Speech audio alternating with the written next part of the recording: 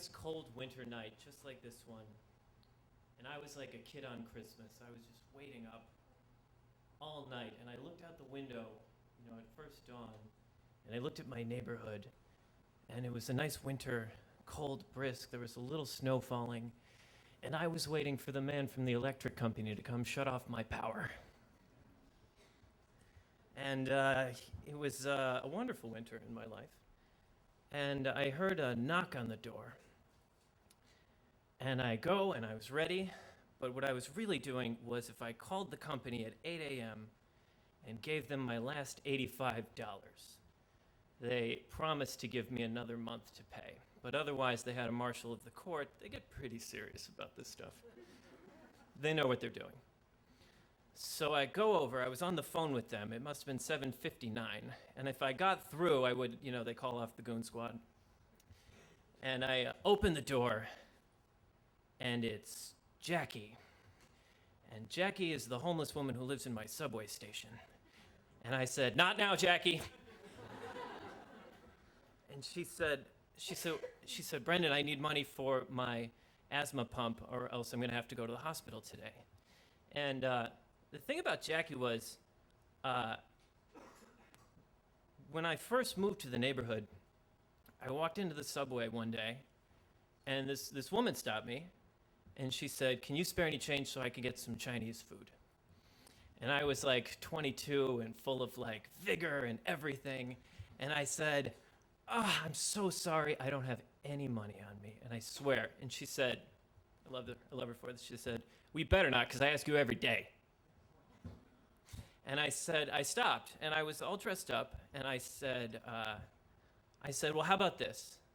I see you every day too, and today I'm going to a job interview." And I said, "If I get that job, I will take you out for Chinese food," which is something you can only do when you're 22, like, "Homeless person, have I got a deal for you?"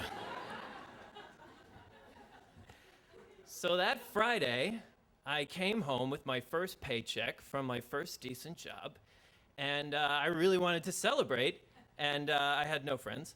So I'm coming home up the stairs in the subway station, and she says, "What happened?" And I said, "I got paid." And she said, "We're getting Chinese." And I was like, "You damn right we are." And we go to this disgusting restaurant in my neighborhood where I'd never been, and it had bulletproof glass in front of the cash register. And they knew just what she liked to order, and they said, "Jackie, who's your new friend?" And Jackie said, "This is my friend, Brendan."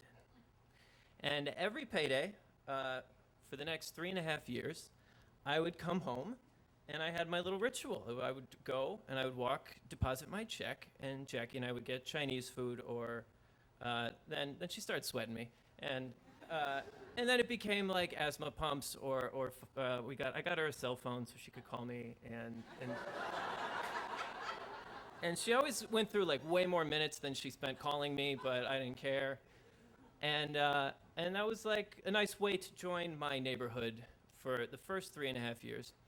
And then the company I was working for just completely went under, like a battleship. Like I walked in one day, and the guy at security just said, "Just go away, just go away." I didn't even get paid for the day, and I had spent that whole winter like trying to like make good on student loans and stuff like that. And so by the time I got behind on my electric, like they weren't the only game in town I was behind on. So I said, "Jackie, I really can't." And it was even harder to say no to Jackie than it was to the electric company, even though it was a little more serious with the electric company. And while I'm talking to her, the guys come with they're allowed to tear down your doors, and they don't just want you to pay your bill. They want to like pull the meters out of the basement of your landlord's building, and that's not a fun conversation to have later on Christmas. And so they watched me, and I was able to sell some of my furniture, and I got about $85, and they said, "Okay, but we need 85 more this day next week." And when they walked away is when I realized that Jackie had gone. And I also realized she had seen the whole thing happen. And I was like, "Oh, yay," this like chipper kid who was like, "I'm going to take you out, lady," was now like, "Please don't take my electrical meters. I'm trying to look for a job right now." So about 35 minutes later, my doorbell rings again, and I almost was like, what now? And so I looked out the little peephole, and it was my friend Jackie waiting out there. And I opened the door, and I said, Jackie, I'm really sorry I can't help you anymore, and it might be a while. And I just gave them my last $85, and I don't have money to eat. I don't have money to do quite anything right now, and I'm really sorry, and I hope you're okay, and I'm sorry about your... And she said, I know, Brendan, I saw the whole thing. And she gave me this little sack of groceries, and I never really knew where it came from. And I definitely never asked. And for the rest of that winter, she kept coming and checking on me, and she would bring me an apple or a bagel or something.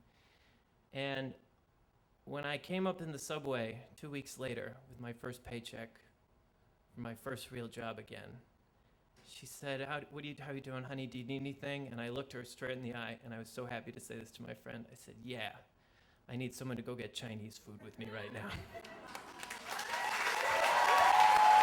I hope you don't mind, I hope you don't mind that I put down in words